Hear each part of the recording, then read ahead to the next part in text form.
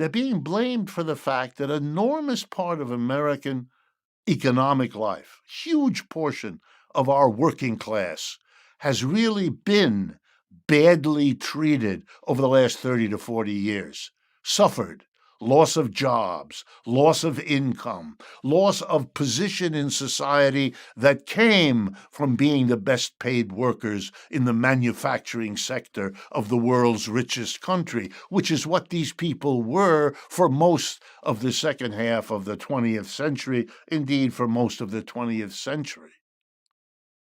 What happened to white men working in manufacturing in this country over the last 40 years is indeed a horror story. Their jobs were taken from them as their employers moved the location of those jobs out of the United States to be relocated in Asia, Africa, Latin America, where the wages were much cheaper and therefore the profits greater. No one put a gun to these capitalists' head and said, "You must move." Not at all. They did it because it was profitable.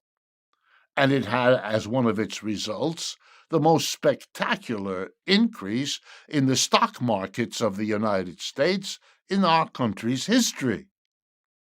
The second thing those capitalists did was replace workers with automation machinery of one kind or another. Above all, the computers, the robots, and now artificial intelligence.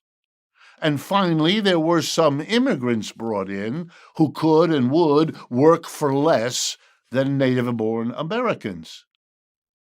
When you put together the relocation of jobs in manufacturing out of the country, automation, and immigration, you can then account for the savage deduction in the wages and jobs and living conditions of white men workers above all others.